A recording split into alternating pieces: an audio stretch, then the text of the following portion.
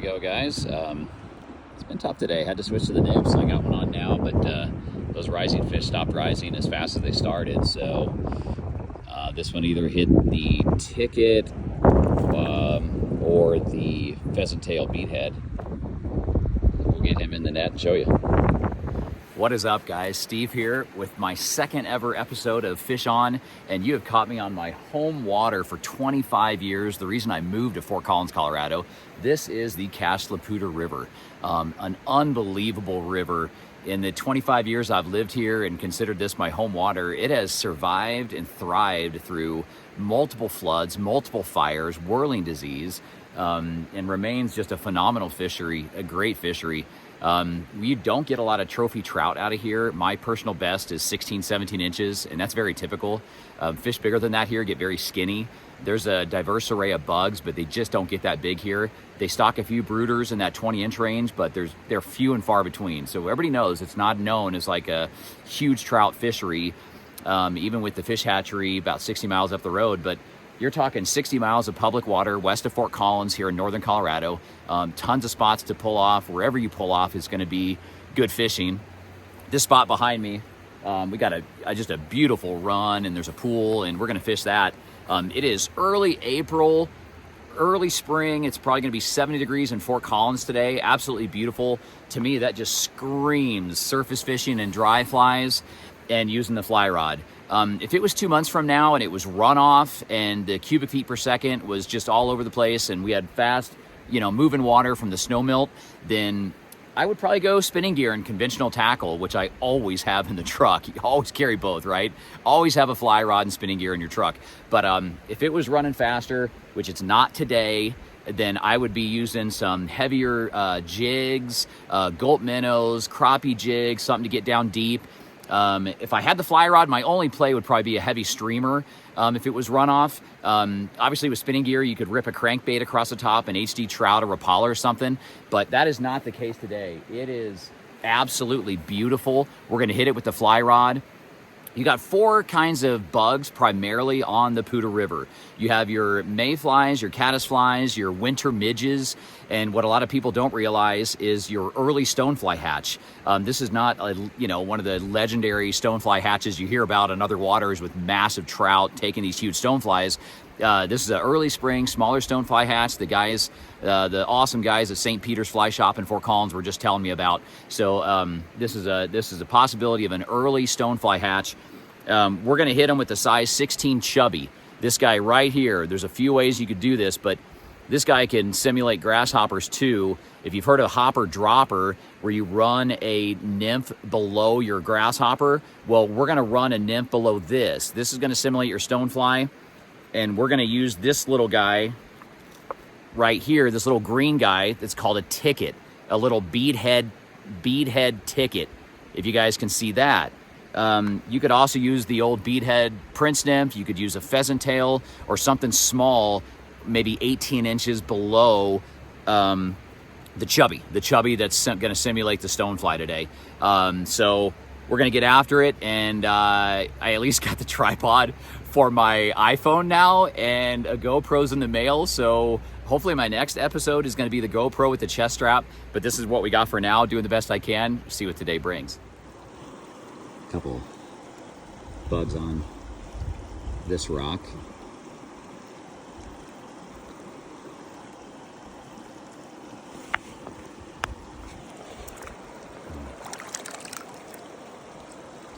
See that guy running there, kind of cool.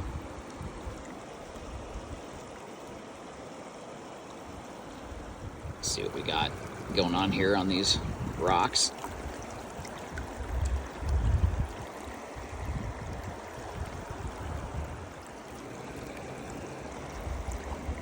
There's something cool. Now, I wonder if that is a stonefly.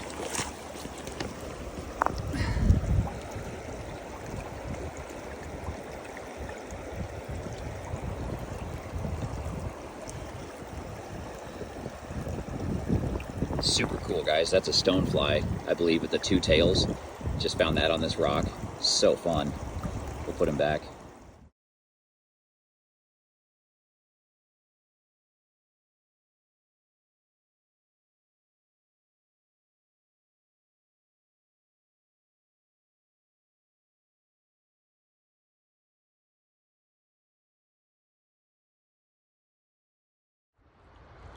Once again, guys, just moved a little bit further upriver.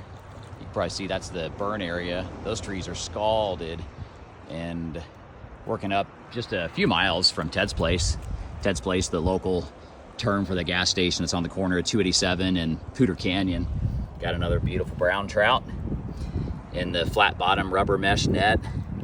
Gonna, make sure to protect his slime coating, and easier to get the hooks out if the hook gets stuck in the net. So, and I'll show you guys. Good little release of this one if I can.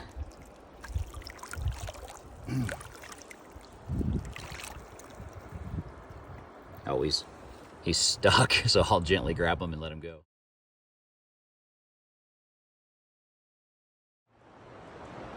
So you guys probably can't see it, but there's one rising right in front of that boulder. He might be taking a blueing olive, something smaller than the size 16 chubby I have on, but I might even change out and go after him.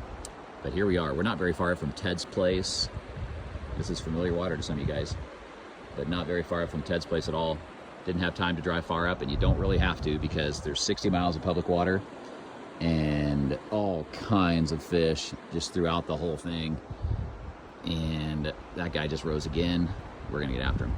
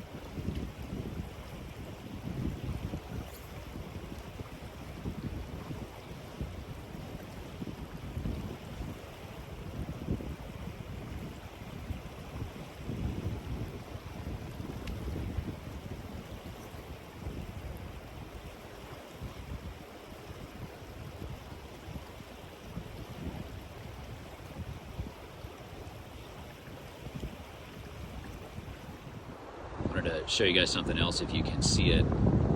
See that foam trail?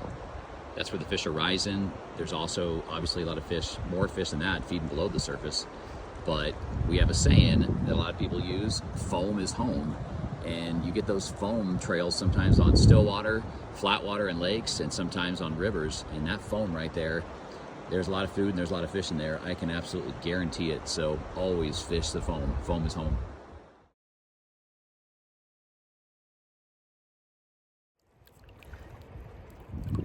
Here you go, guys. Got a little brown trout, beautiful brown trout from the Poudre River.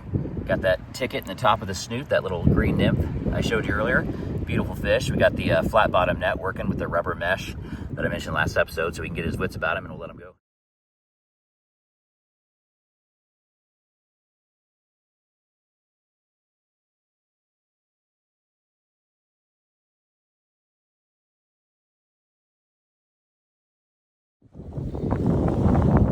Here we go, guys. Brown trout. We're gonna let him go. See ya.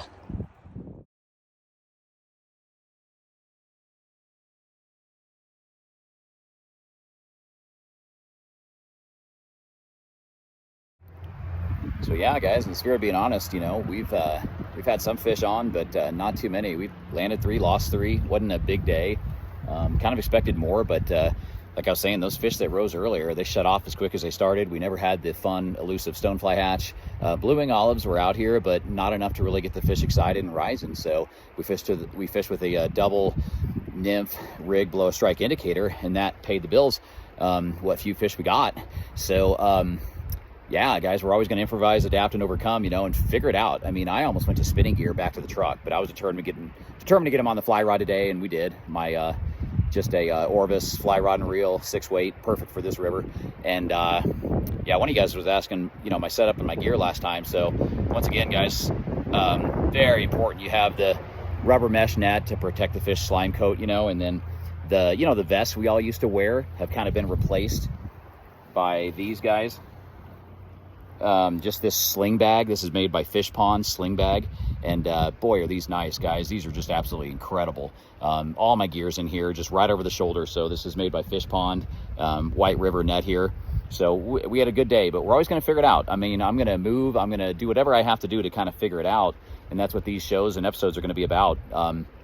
Today was just getting below the surface when I thought I'd have a big day above the surface. You know, 3 fish day is not what I was expecting, but you know, we all get skunked from time to time, so I was lucky to get a few, and it was all below the surface today. Didn't have the dry fly surface action that I was hoping for, but still kind of, you know, figured it out and made the most of this day. So not too bad, you know. Like I say, got at least had the tripod, a little bit of tripod footage now with the iPhone, and then hopefully next time rocking the GoPro with the head mount or the chest mount. But yeah, definitely still got it done today, figured it out. Got a tennis tournament to run tonight with all the kids that I get to work with, and so if you're local to Northern Colorado, obviously I'm a tennis coach up here, and if you're not local, I run Adidas camps at CSU. You can do an overnight camp with me. But there you go, guys, tennis and fishing, and we made the most of a gorgeous spring day up the Poudre Canyon. This river gets a lot of pressure, but still, you know, there's a ton of fish in here, and it was a good day, guys. So we'll catch you later.